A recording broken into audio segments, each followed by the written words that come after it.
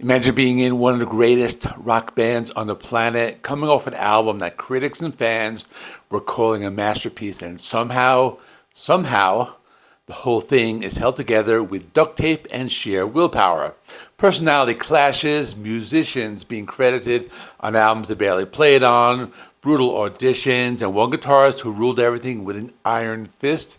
And yet, out of all the chaos, came one of the greatest hard rock records ever made. This is the story of how Rainbow made Long Live Rock and Roll, and how the tension that fueled it was already counting down to one of the most significant breakups in rock history. Because when Ronnie James Dio eventually walked out that door, he didn't just leave a band. He went on to save Black Sabbath and cement his legacy as one of the greatest vocalists who ever lived.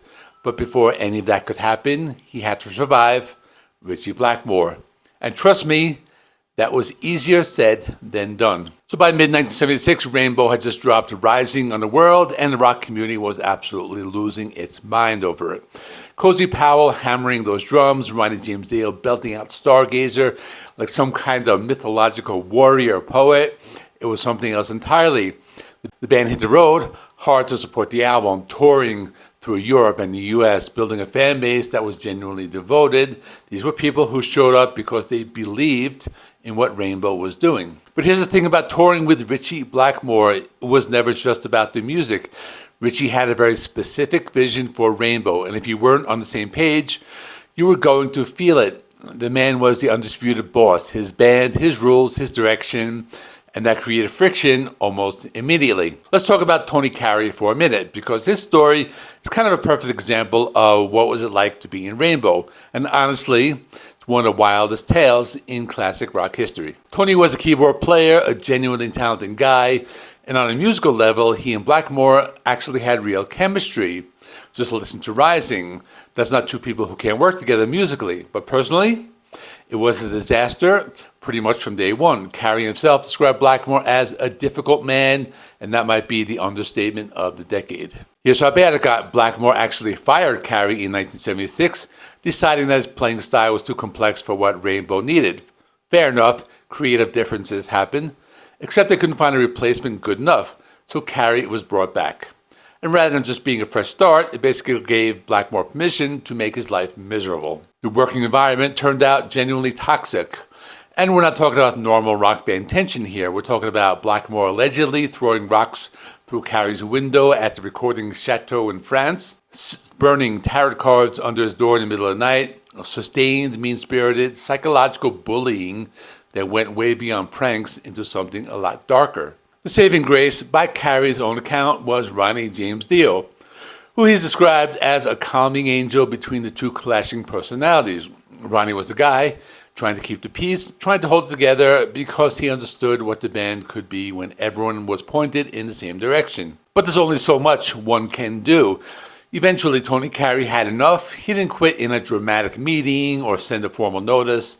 He fled in the middle of the night, literally packed up and disappeared while everyone was asleep, because that felt like the only way out. And honestly, given what he'd been dealing with, you can't blame him for a single second. The bitter irony is that despite all of it, Carey looks back on the music they made together with genuine pride. The albums were real. The chemistry on tape was real. It's just that everything surrounding the record of that music was, at times, borderline unhinged. And here's the thing, Carey's experience wasn't unique. It was just the most extreme version of a pattern that ran through Rainbow's entire existence. Blackmore fired and rehired people, created impossible working conditions, and then somehow expected world-class performances in the studio. The fact that it worked as often as it did is a testament of how talented everyone was around him. But it came at a cost, and with Tony Carey gone for good, that revolving door kept right on spinning. So with the bassist situation in flux, Rainbow needed someone new, and Blackmore wasn't going to make it easy. Before Bob Daisley even entered the picture, the band had already burned through roughly 40 bass players in auditions, and I'm talking 40. None of them were good enough, and that tells you everything you need to know about how high the bar was and how difficult Blackmore was to please. The guy who eventually walked through the door was Bob Daisley, an Australian bassist who was playing with a band called Widowmaker at the time. And what he walked into was less of an audition, more of an endurance test. Blackmore, Dio, and Cozy Powell put him through a grueling 90-minute session, and Ritchie was laser focused on one specific thing. He wanted a bassist who played with a pick. Hard, precise driving, no fingerstyle softness. He wanted someone who can hit like a freight train. So Blackmore did what Blackmore does. He made Daisley play 8th notes and 16th notes repeatedly, then kept pushing the tempo faster and faster, essentially waiting for his wrist to give out. It was a physical test as much as a musical one. Daisley didn't flinch. He passed without breaking a sweat. Blackmore, Dio, Powell huddled in another room for a quick chat, came out, and offered him the job on the spot. But here's the thing, Daisley hesitated because he wasn't naive. He knew Blackmore's reputation for chewing through musicians. He wasn't quite sure he wanted to sign up for that particular adventure. The offer sat there without a firm answer. What sealed was one of those only in rock and roll moments. Blackmore and Powell went to catch Daisley's show with Widowmaker at the Whiskey A Go-Go in Los Angeles. After the gig, a massive argument erupted in the Widowmaker dressing room. The kind of blow-up that makes your decision for you. Daisley had enough. He packed his bags, walked up the street, and found Blackmore waiting for him at the legendary Rainbow Bar and Grill. When Daisley walked in, Blackmore stood up in his booth and started clapping. Now, if you know anything about Ritchie Blackmore, you know that compliments from him are rarer than a quiet recording session. Daisley knew it too. He looked at him and said, "Count me in." They started rehearsals for Long Live Rock and Roll the next very day. It's a great story, and honestly, Daisley turned out to be exactly the right guy, a rock-solid foundation who locked him perfectly with Cozy Powell and gave Blackmore's guitar exactly the kind of driving, punchy support it needed. And here's where things get really fascinating. With a lineup more or less stabilized, Blackmore, Dio, Powell, Daisley, and a new keyboardist, David Stone, the band got to work on what would become Long Live Rock and Roll. Recording took place at Château de Hérouville in France, and I'm probably mispronouncing that. The same studio where they worked before in that environment, isolated, atmospheric, a bit gothic if you squint, suited Rainbow's music perfectly. The writing process was predictably dominated by Blackmore. This was his band in every meaningful sense. He had the ideas, he set the tone, and when the rest of the group contributed within the framework he established, Dio, to his enormous credit, was an absolute force as a lyricist and melody writer. The two of them together had a creative dynamic that produced genuinely special music, even if personally things were becoming strained. And that's the thing you have to understand about this album. It was made under tension. Blackmore was difficult. He was controlling. He had strong opinions about everything from the direction of the songs to the sounds of the production, and working with him required a particular kind of patience and resilience. Dio had it, at least for now, but you could feel the clock ticking if you paid attention. David Stone stepped in on keyboards and did a capable job filling the gap Tony Carey had left. He wasn't a flamboyant player, but he served the songs well, adding texture and depth without overstepping. Long Live Rock and Roll came out in 1978, and it is, let's be honest, an absolute slab of hard rock perfection. If you haven't sat down and listened to it front to back, you owe it to yourself to do it today, like after this video, and go do it. So let me talk about some of the tracks.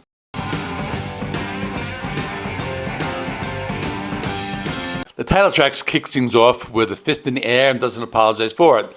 It's anthemic, it's loud, it's exactly what the title promises. Rainbow understood the assignment. This was music for people who want to feel something big.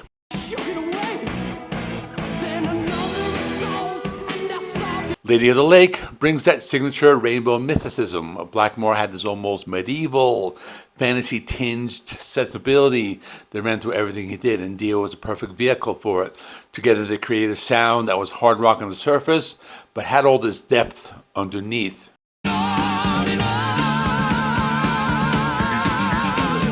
Kill the King is a beast, just ferocious. Cozy Powell sounds like he's trying to destroy the kid, and the riff is the kind of thing that makes you want to drive too fast. It became a live favorite and easy to understand why. It's pure adrenaline. But let's talk about Gates of Babylon, because this is the song that elevates the album from great to something genuinely special.